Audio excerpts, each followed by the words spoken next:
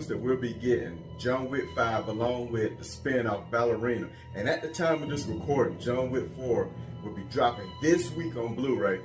I thought now would be a good time to rank the almost decade-long John Wick movies that we have thus far. Hard to believe this franchise has been around for almost 10 years, ladies and gentlemen, but yes, it has been.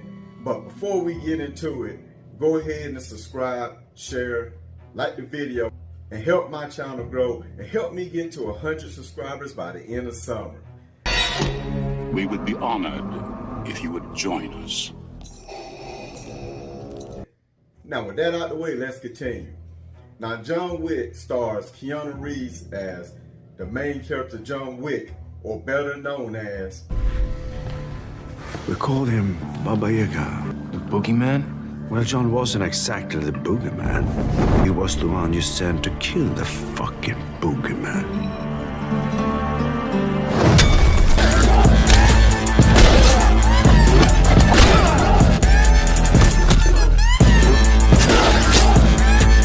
You will kill me.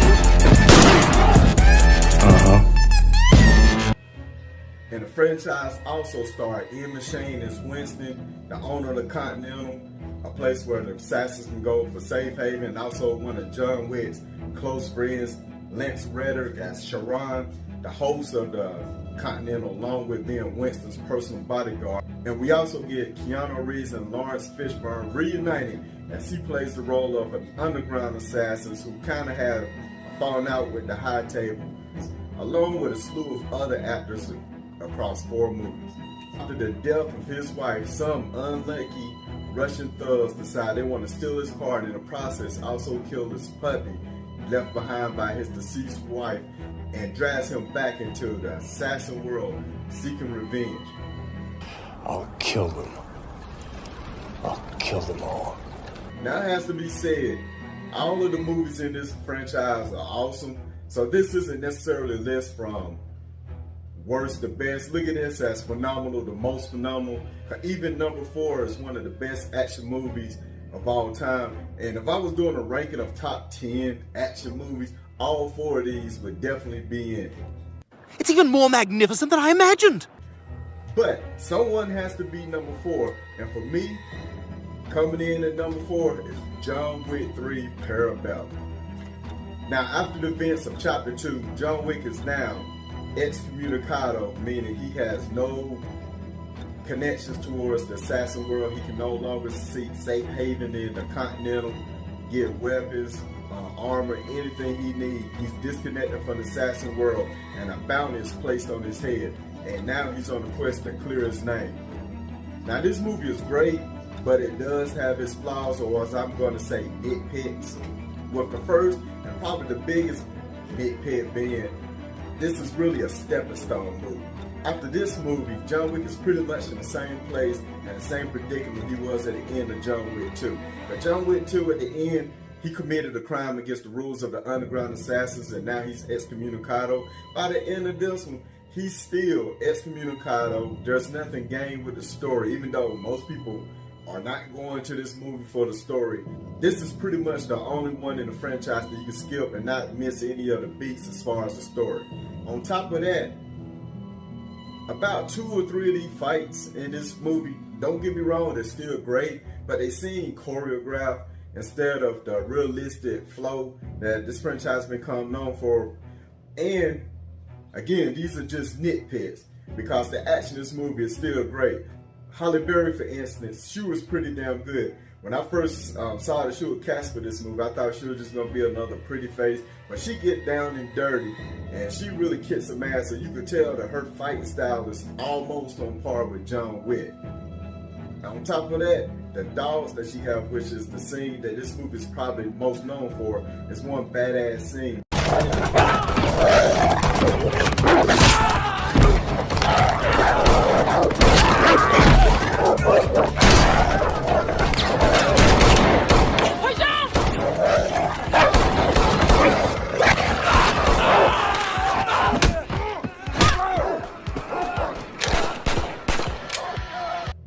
But with all that said, if you're here just for the fight scenes, you won't be disappointed.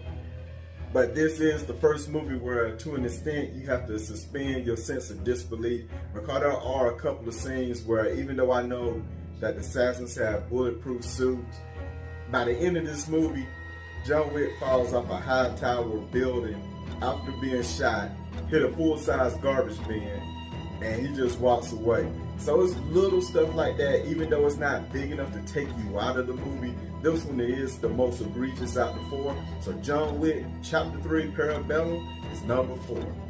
Now these next two movies can flip-flop at any time, but for right now, coming in at number 3 for me is the newest movie, John Wick 4. Now, like I said, all these movies are great. So far, this is the best action movie I've seen, not only this year, but this decade so far.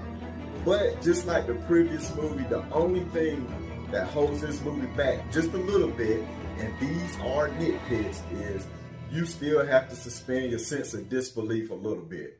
There's one scene in particular where they're in Rome or Paris or something, and they're in a turnabout where traffic is going 40 miles an hour, and there's a character by the name of Mr. Nobody who has a dog.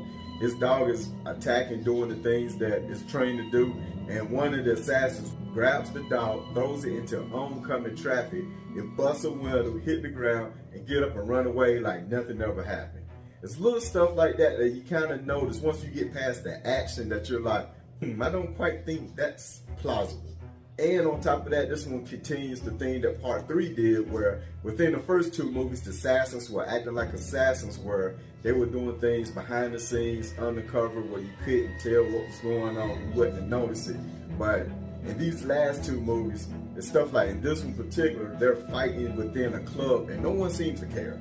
It's like, okay, somebody just got shot, someone just got their head cut off. Oh well, hey DJ, keep the party going. No. Hey.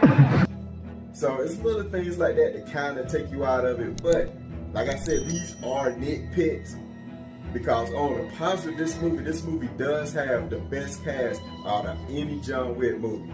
First of all, you have Donnie Yen, who's playing Kane, who's on par with John Wick. He's playing a blind assassin, and he's just, all his scenes are badass. You have Bill Skarsgård in this movie, or better known as Pennywise himself. He's the main antagonist, but even though he doesn't really fight anyone, he has this presence about him where when you know he's on the screen, something bad is going to happen. He's very intimidating, and he may be the best final boss, so to say, out of any of the John Wick movies. You also have the guy, I don't want to butcher his name, the guy from the Mortal Kombat movie who plays Scorpion. He's a badass. The lady that plays his daughter, she shows up, she kicks ass. From top to bottom, this movie is incredible as far as the cast. The action's still pretty good. Each movie, each one of these John Wick movies, matter of fact, the action scenes tend to top each other. And this one does get back to the more grounded, realistic flow. This one has a great mix of hand-to-hand combat, along with weapons as far as guns, of course, since this is John Wick, and also continuing on with the samurai martial arts. So you combine all that. That is so cool! It's like I said, this is still a great movie, but John Wick Chapter 4 is number 3. So now we're down to the top 2 movies in this franchise. And for me, coming in at that number 2 spot is the original John Wick, the one that set it all. Now the reason why this one is one of my favorites is because of the simplicity of the storyline. This is a simplistic story, but one that you can gravitate to, even though it's a little over the top. Like I said before, John Wick is grieving at this point, so Russian thugs decide they see his car, they want to take it, and not only do they steal his car, they kill his dog, and he go on this crazy quest to kill everyone that had anything to do with it. The reason why I like this one more than maybe 3 and 4, even though 3 and 4 have better action scenes, and this one kind of develop a little lore of the underground assassin world. You kind of get to see how, even though John Wick's an assassin, he's in society, how they get to cover this stuff up, because he has not only the Continental go-to to get weapons, to get information, but he has a mechanic that fits up his car anytime. You have someone on police force that come in after this scene where he kills a whole bunch of assassins come in the house to clean up, so to say. The little lore building they have in this movie is pretty interesting, something I hope that John Wick 5 expand on. And of course, another positive of this movie is the fights themselves. This is the one that set it off. This is the one where Keanu Reeves said, not only am I back, but I'm back with a vengeance. And the fights in this movie are legendary. From the hand-to-hand combat to the gunplay, this is what this movie is built off of, and it inspired the whole franchise, because when this movie first came out, it was on the downslope of his career.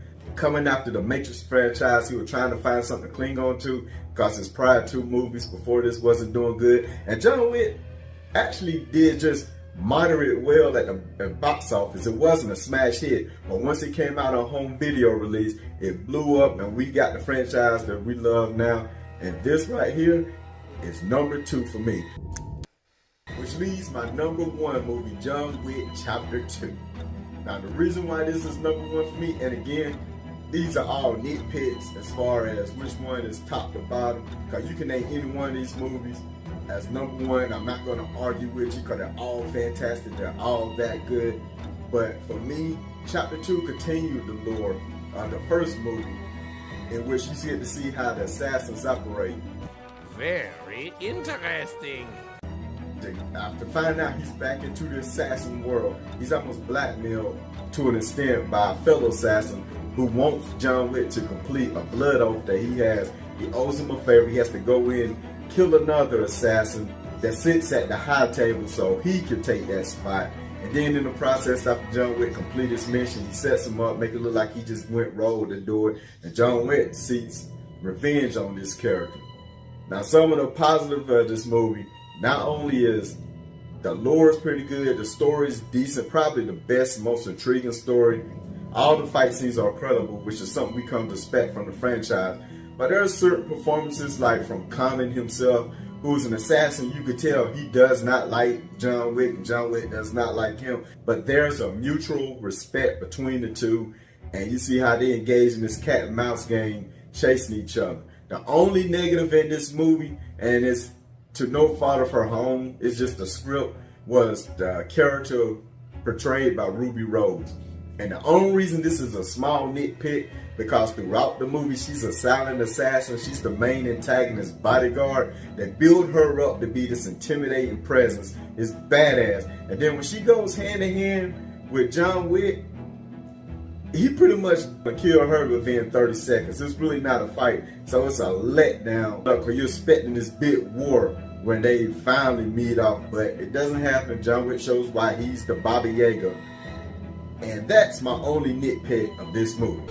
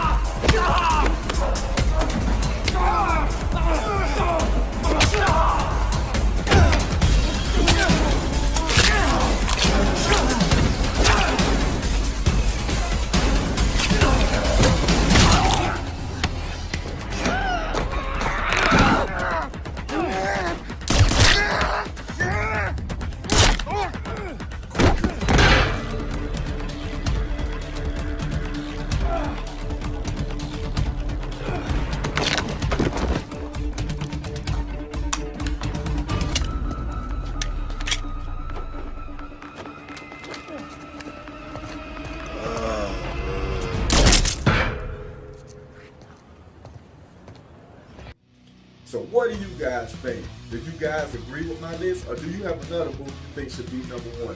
Please let me know in the comment section down below. Remember, this is just my opinion. Let me know yours. Let's have a friendly conversation, and keep your eyes open for my next video.